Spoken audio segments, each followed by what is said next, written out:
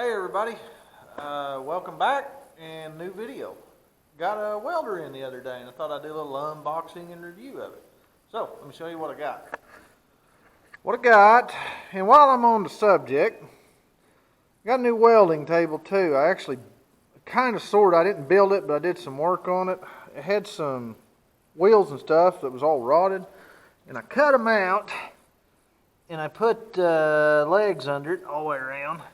And the only reason I mention that is because I made a video about that, and I had another camera I was trying out, someone loaned me, and I didn't know it. It formatted the card for that camera automatically, and when I put it in the one I'm using, I had to manually reformat it so the video didn't get recorded. So I thought I'd mention that. But sorry you missed that. That would have been a good video, but it didn't record. But anyway, back to the subject at hand. Bought this Reboot. It's a 140 or 145 amp. I started to unbox it and I thought, let's make a video. So, here's what we got. It's dual voltage, 110 or 220, and it's a stick welder. This is inverter type style, and I had an old cracker jack box welder, or cracker box welder as most people call them. Old Lincoln, AC only. Turn your amperage up. I think they go to 235, but after running the inverter MIG style on the titanium here, and this one's a MIG, but I absolutely loved it. And I wanted something small to move over here in the shop that I can kind of move around, and it's 140 amp rated. It was 140 or 145, but nice little stick welder, nothing huge, and I can do what I want with it. So, knock that off. That's what we got there. And this, like I said, it's dual voltage. Go 110 or 220. Got 220 plug on it. I think, let's see what we got in here. Alright. Turn around. Alright. Decent looking ground clamp. It's even got the copper wire to go from top to bottom. Dim 2 plug. So, same thing with this. Not a bad looking lead. They look a little short though. And here's the adapter to go from 220 to 110. So, let me set you guys up real quick. And I will clean up the mess. Get this out of here. See what we got. Hopefully, a good little welder here. I like stick welder as well. That's what I started on. And I know it ain't super high amperage, but I like it on heavier rails for welding. Alright. Throw all this out of the way for now. And we'll deal with this later. Okay. And we get this undone.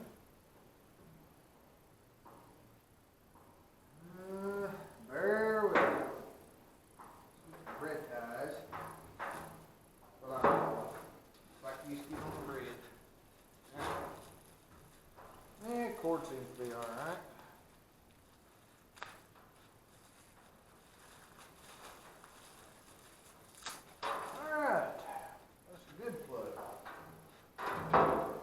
Very light, like that.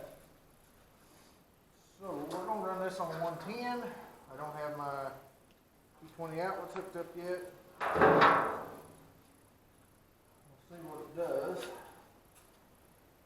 Got the ground clamp, and it still looks short. Yeah, I'm 6 foot, and that's probably about 5 foot.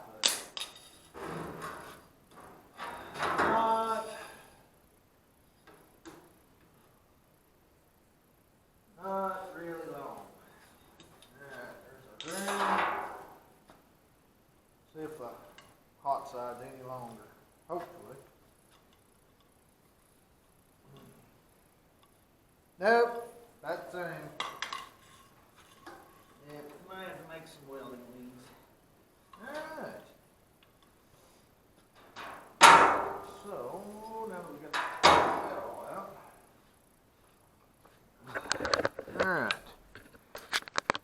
too bad.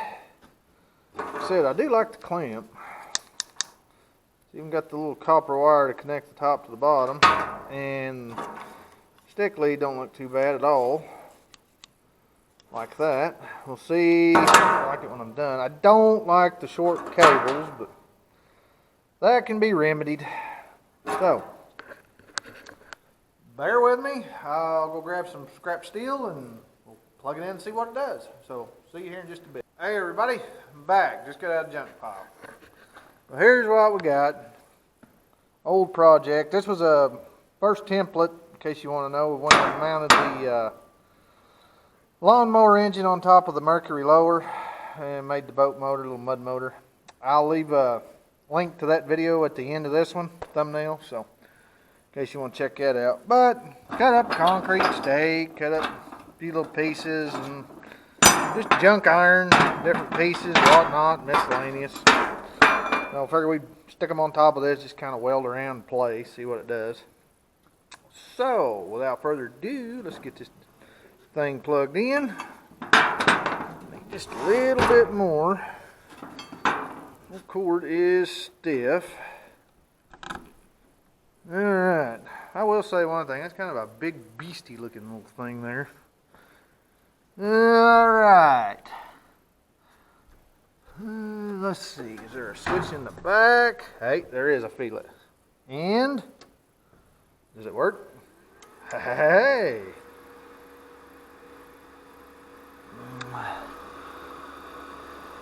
Huh.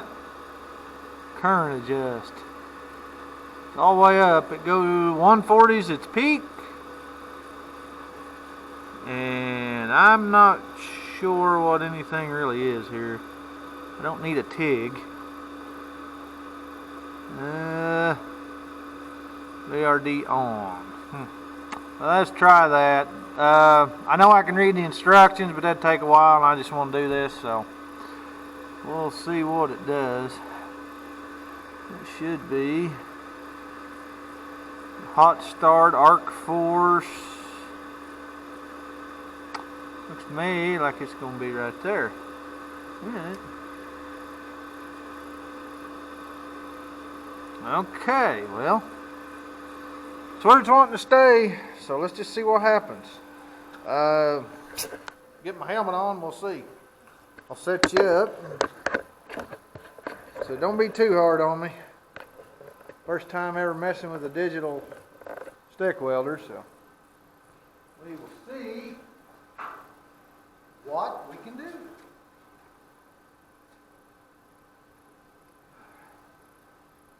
sure I got my helmet on.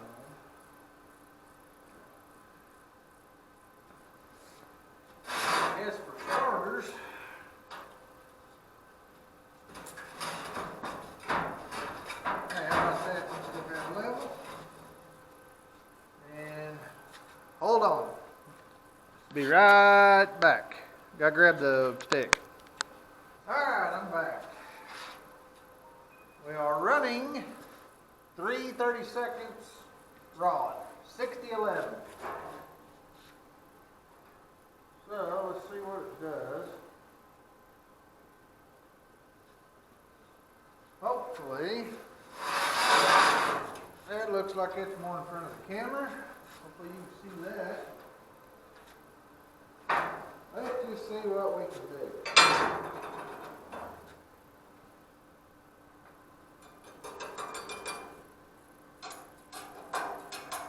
Okay, apparently that ain't it.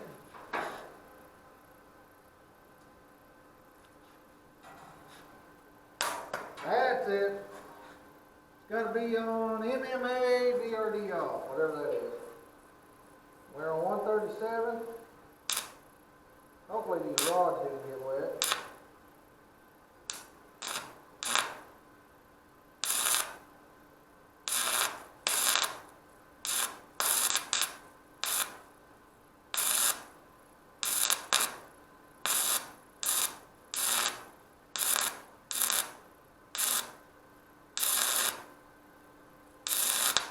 I don't know, like it wants to go this way.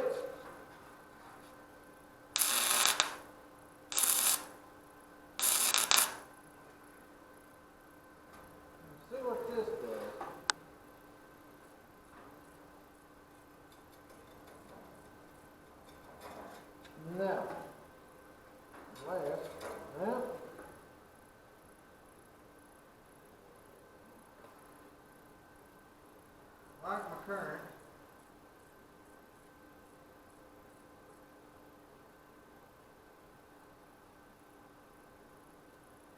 Alright, see what that does.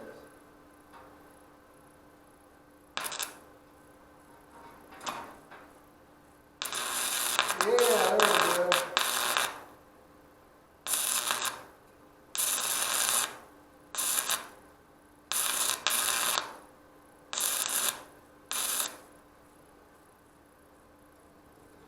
Went back.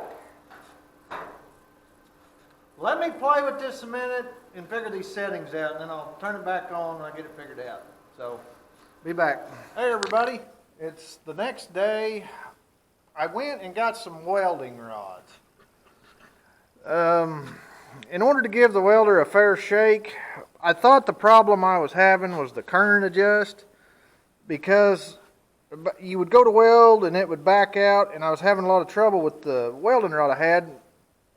I'm guessing the flux had a little bit of moisture in it, because this box was in a dry place, or at least I thought. I had it in an old parts truck out there and had it in the cab, and there wasn't no leaks or nothing in the cab, but I guess over time it drew moisture. I went and bought 1/8 inch 6013 and 6011 at Harbor Freight. I went and picked up a couple boxes to give this thing a fair shake, because I thought, well, it might be the rods. Well, it turned out it was. Some of these are 6011s and some of these are 6013s. I can't remember. I was kind of playing with them, but it turned out really well. I read the manual, and like I said, that current adjust is supposed to move the voltage up and down on the amperage, and move the amperage as you weld to compensate for you picking up and down with the rod. And I thought it was that to start with, because I never had a welder that had that. And I thought, well, to give it the best benefit of the doubt, I'll go buy some brand new welding rods just to make sure that it wasn't my rods. Well, it was. So, with that being said, this thing welds really good. I do like it.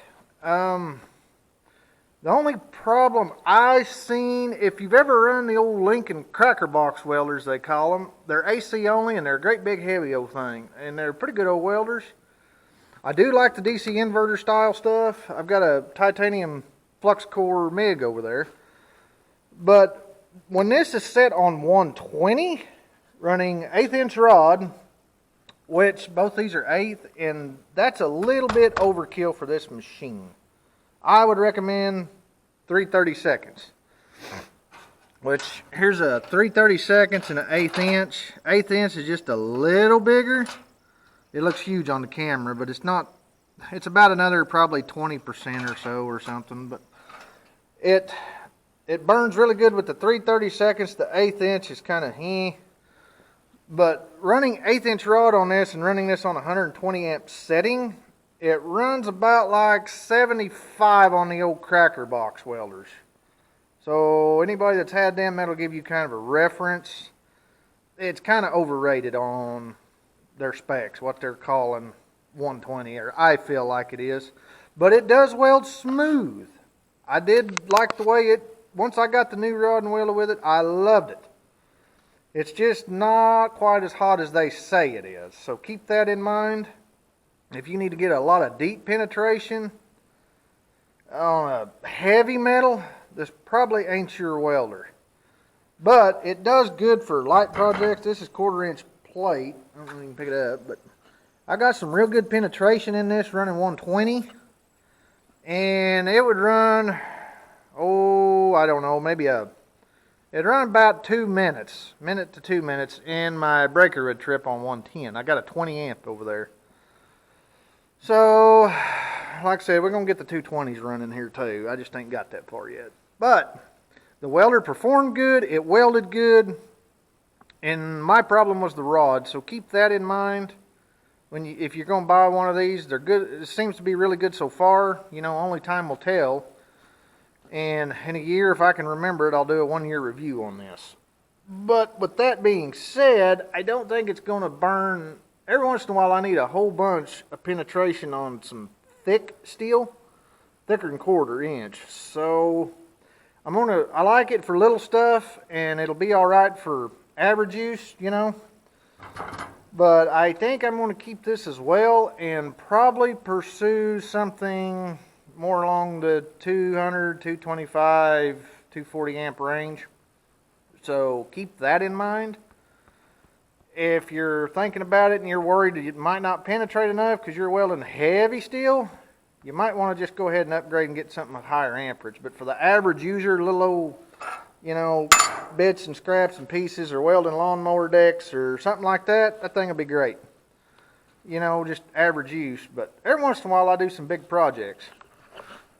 People on this channel, my subscribers have been with me a long time, know that. So, speaking of which, give you a sample here of one of the projects. We got a rollback we're working on right now. Video coming soon, and this is a centerfold. This one splits in the middle. But anyway, we're doing some work on that, and like I said, got a little welding to do on that, which I may or may not film, but there's some heavy plate in there.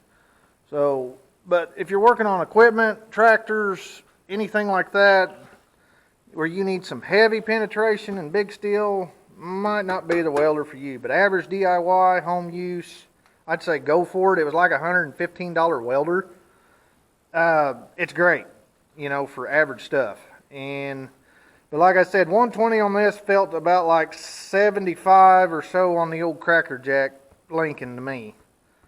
Around in that ballpark, you know, that 65, 75, or 60 to 70 range, whatever it used to be. It's been so long since I had it, because it quit me here a while back, and I've been using that MIG, and I just now wanted to get a welder back, a stick welder, for a big deal coming up. But average home user, it'll be great. You know, DIY, like I said, weld little lawnmower decks, or just fixing little minute stuff, welding angle iron together, and just building frames, or, you know, just average stuff, it'll be great for you. So, I say it's okay, and, you know, for 115 bucks, I mean, it's a pretty good price, and I don't think you'll beat it. There's probably some other competitive stuff in that range. It's probably just as well, or just as good. But the Reboot, it did weld good. It welded smooth, and I liked it. So, you know, if you're thinking about it and you're just going to do average stuff, it'll be fine for you. And it's only like 115 bucks. Dual voltage, you can go 110 or 220 with it, so that's nice. And I guess that's really about all I have to say about it. But like I said, once I got the rods, it did weld good. And, I mean, it welded just smooth as glass. It really is a good welding machine. But it ain't going to do the 140 amp they claim either. So keep that in mind. But, that being said, it's an alright welder. So if you're going to just do average DIY stuff, it'd be great for you, you know. 115 bucks, 110 or 220 voltage, you can't beat it. But I would recommend running 3/32 rod. 8's a little bit much for it. So I guess that's it for this video. And, you know, got any questions, leave in the comments below. I'll try to answer them. But that's it for this video. So if you like this video, please give it a thumbs up. Subscribe if you haven't already. Don't cost nothing, it's free. Hit the bell, and you'll get notified of every video like this and every other video I make. And I guess that's it. So as always, like and subscribe. I'll catch you on the next video. Bye.